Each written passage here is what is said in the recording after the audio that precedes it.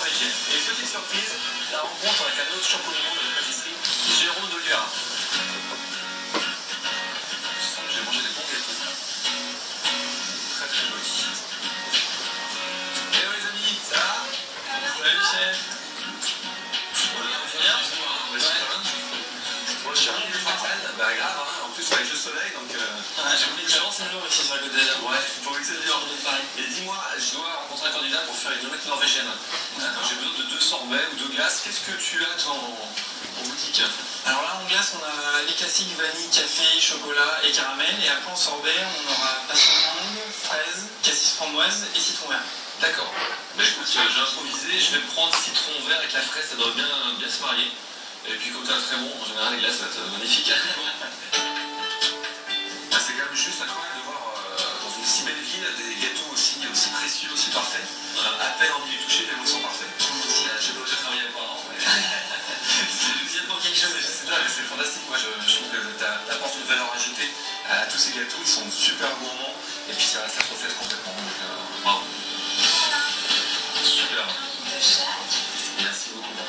Bon, avec ça, si j'arrive pas à faire une bonne omelette norvégienne, c'est sûr que les gens vont faire. Ok. Bon, je vous embrasse les enfants, à très vite. À très vite. Et puis, au grand plaisir de t'en voir. Merci.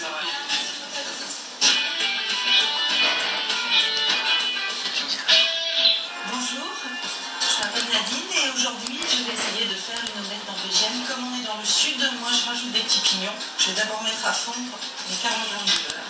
Je vais prendre mes 4 œufs. Je commence à les mélanger légèrement en omelette et je rajoute les 140 g de sucre. Pendant que mon bain-marie chauffe, je vais tamiser la farine. Là, ça va être le moment le plus délicat parce qu'il va falloir faire mousser sur le bain-marie. Une fois que ça a bien doublé de volume, on le sort du bain-marie et on va continuer à le fouetter jusqu'à ce qu'il ait refroidi. Bon, ça ressemble à une mayonnaise, mais je vous rassure, c'est pas une mayonnaise. Le mélange est froid. On va s'occuper d'intégrer la farine. On va l'intégrer tout doucement. Si on met trop vite, on va casser la légèreté de la génoise. Et à ce moment-là, on prend un plat avec un rebord, parce que la génoise elle va quand même monter, et on va verser dessus le mélange. En fait, ça va rajouter à l'omelette norvégienne ce côté croustillant qu'elle n'a pas d'habitude. Voilà, c'est prêt à enfourner. Bon, le biscuit a bien refroidi, donc on peut le découvrir. Pour ma décoration, j'ai fait des figues que j'ai confites. Donc j'ai gardé le sirop de mes figues confites et avec un petit pinceau, on va humidifier le biscuit. J'ai fait un sorbet aux figues et j'ai fait une glace parfumée à l'huile d'olive. Et je vais rajouter des petites olives noires.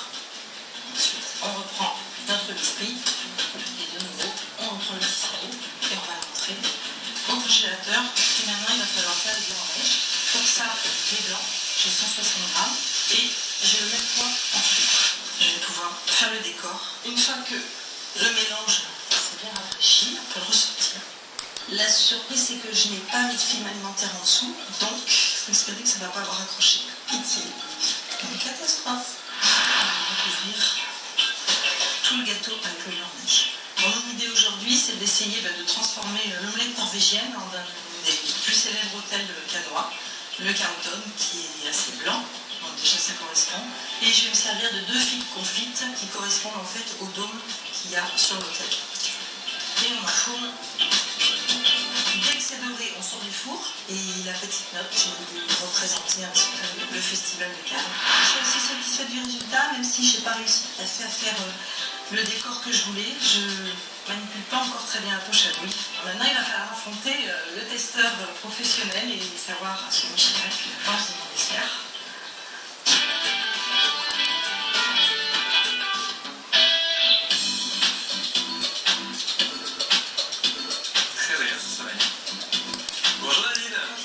Tu vas bien? Oui, ça va. Bon, enchanté. Bienvenue. Écoute, tu as eu un exercice difficile parce que c'est pas la recette la plus simple de faire une omelette norvégienne. Oui, surtout avec des pareil. Voilà. C'est bien passé? Dans l'ensemble, ça a été, mais c'est le résultat qui compte. Exactement. Allez, c'est parti. Comment on fait ça? C'est très grand, très spacieux, donc on est très à l'aise. Oui. Là, c'est une bonne chose. Super. Et où est la bête? Ah oui,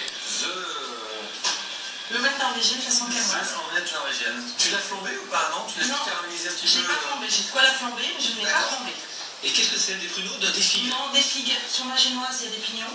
Oui. Donner un petit côté croquant. En plus, on est en plein dans le pays. Voilà. C'est très bien. Et un sorbet figue et une glace à l'huile d'olive. Avec des petites olives confites. Ah, t'as osé, pas mal. Pas Oui, mal, pas mal. j'ai osé. Je peux me permettre? Oui. Écoute, ça se coupe plutôt très bien, ça. Hop. Joli, non? T'es fier de toi? Ouais, ça va. Donc, le biscuit avec des pignons, quelques olives qui ont été confites légèrement, la glace à l'huile d'olive, ton sorbet qui a l'air pas mal du tout, enrobé de génoise. Oui. À l'autre 3-4. Hein. Alors, je vais essayer d'avoir toutes les textures une seule fois.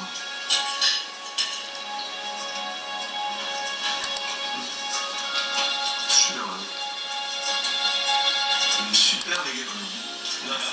Où est-ce que tu achètes tes glaces? J'ai pas acheté mes cachets. Tu les as fait? Oui. Voilà, attention. Il y en a pendant les sols qui achètent des robes. Moi, j'ai acheté une turbine à glace. Alors là, je pense très sincèrement que c'est peut-être le meilleur gâteau que j'ai goûté dans cette émission. Merci. Parce que la glace aux filles maison, plus la crème glacée à l'huile d'olive, les olives semi-confites, c'est pas évident, toi qui te pèse. Oui. Hormis la décoration où je peux t'inventer quelque chose de particulier, là, gustativement, c'est un mourir. Pas très sucré en plus. Non, parce que j'aime pas les desserts trop sucrés. Et ouais, bravo, c'est la force d'un dessert réussi. On va le relooker, on va le rendre un peu plus sexy, mais là, ce qu'il y a dedans, c'est de la bombe atomique. Je pêche toujours au niveau de la décoration parce que je crois que je veux toujours trop en faire. Bah, écoute, j'espère que je vais pouvoir l'apporter aujourd'hui. Je vais te montrer, moi, ma façon, en tout cas personnelle, de l'omelette norvégienne.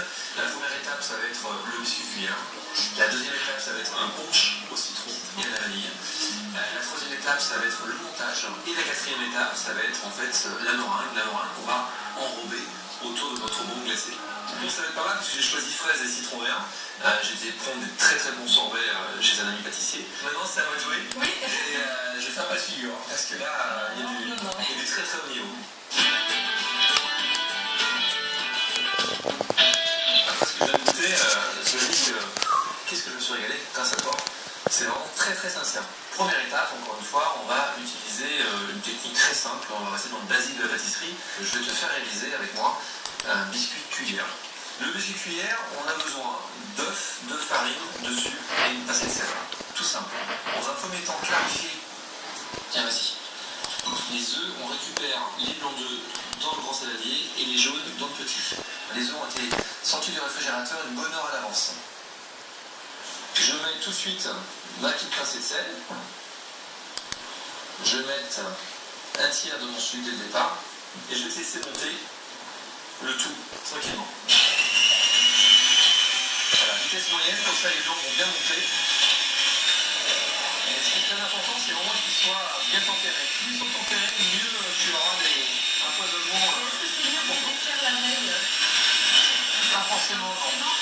C'est important, c'est qu'ils soient tempérés. Pour les macarons, c'est encore autre chose, mais ça n'a pas vraiment la nécessité. Les œufs frais, l'eau, le surpoids sont tendus, et ça va tout seul. Ce qui est important, c'est de bien monter tes blancs. Tu peux presque rester au fond, comme ceci, et attendre, et juste faire un aller-retour. En penchant un petit peu. Voilà.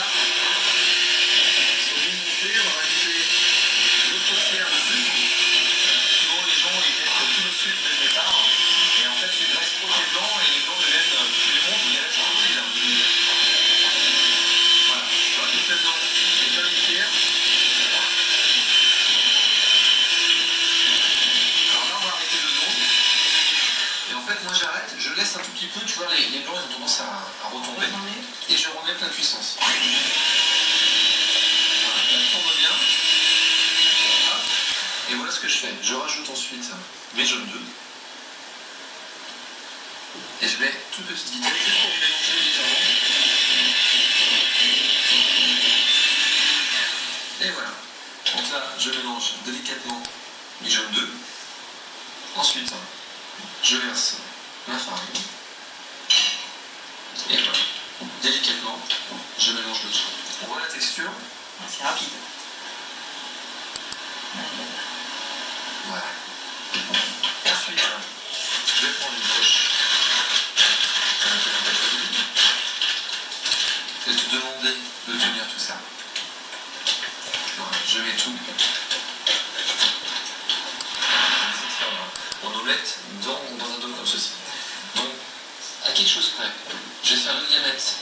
ce cercle, et après je vais faire un diamètre supérieur. Et après, À la base? Oui, la base sera le diamètre du dôme, et celui qui est plus grand sera par la suite. Ce sera la surprise. Voilà. Et tout simplement en escargot, je dresse dans le sens inverse d'une aiguille d'une montre.